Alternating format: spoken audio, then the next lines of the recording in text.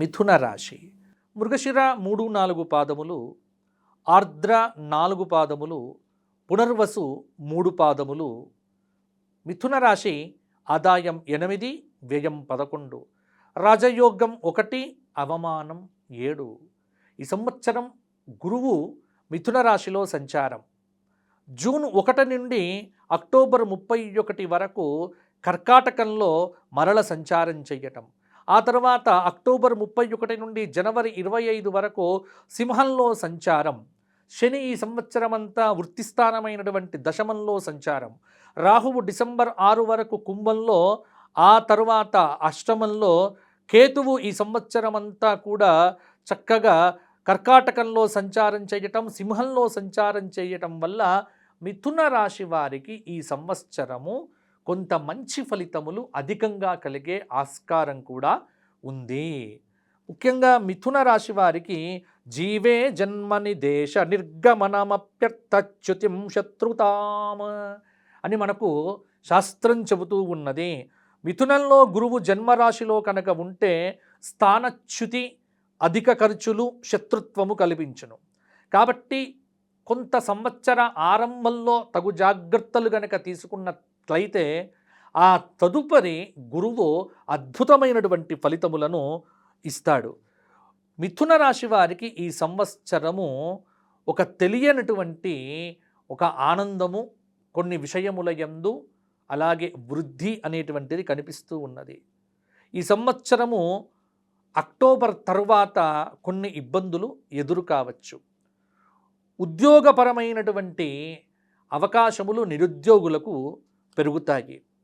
మిథున రాశి వారికి ఈ సంవత్సరము చక్కగా విశేషించి అక్టోబర్ నుండి రాహువు యొక్క సంచారం, అలాగే కేతువు యొక్క సంచారం కూడా. కాబట్టి ఆర్థికంగా ప్రణాళికాబద్ధంగా ఉండే విధంగా చూసుకోండి. తలపెట్టిన కార్యక్రమాలు ఏప్రిల్లో బాగా పూర్తవుతాయి. మేలో ఆశించినటువంటి ఫలితాలు వస్తాయి. జూన్లో ముఖ్యమైనటువంటి కార్యాలు సిద్ధించే ఆస్కారం ఉంది. జూలైలో దైవబలం అనేటువంటిది కాపాడుతుంది. ఆగస్టులో కొన్ని ముఖ్యమైనటువంటి వస్తువులను కొనుగోలు చేసే అవకాశం ఉంది. సెప్టెంబర్లో గ్రహ సంచారాన్ని బట్టి చాలా వరకు శుభ ఫలితాలు కనిపిస్తూ ఉన్నాయి. అక్టోబరులో నూతన వస్తువులతో పాటు తోటివారి వల్ల చాలా మేలు జరుగుతుంది. అలాగే నవంబరులో చేపట్టిన కార్యక్రమముల్లో ఆటంకాలు ఎదురైనప్పటికీ కూడా వాటిని ముందుకు తీసుకొని వెళ్తారు.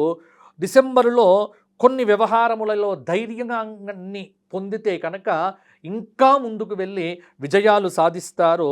జనవరి, ఫిబ్రవరి, మార్చి నెలల్లో 2027లో చేపట్టిన ప్రతి పనిలో కూడా వృత్తిపరంగా, ఉద్యోగపరంగా, వ్యాపారపరంగా అభివృద్ధి అనేటువంటిది కనిపిస్తూ ఉన్నది. కుటుంబంలో అప్పుడప్పుడు కొన్ని సమస్యలు మిమ్మల్ని వేధించినప్పటికీ కూడా మిథున రాశి వారు వాటిని లెక్క పెట్టకుండా మనోధైర్యంతో ముందుకు తీసుకొని వెళ్ళటం మంచిది. రాజకీయ నాయకులకు నూతన పదవీయోగ ప్రాప్తి ఈ సంవత్సరము. విద్యార్థులకు శ్రమతో చక్కటి ర్యాంకులు వస్తాయి. అలాగే స్త్రీలకు అనేక రకములైనటువంటి అభివృద్ధి ఈ సంవత్సరం కలగబోతోంది. మిథున రాశి వారు ఈ సంవత్సరం అంతా చక్కగా శివారాధన చేసుకోవటము, శివ సహస్రనామ స్తోత్ర పారాయణం చేసుకోవటం వల్ల మంచి ఫలితములతో పాటు ప్రతి సంక్రమణం రోజున 9 సార్లు ఆదిత్య హృదయ స్తోత్ర పారాయణం చేయండి, నెలకు ఒక్కసారి.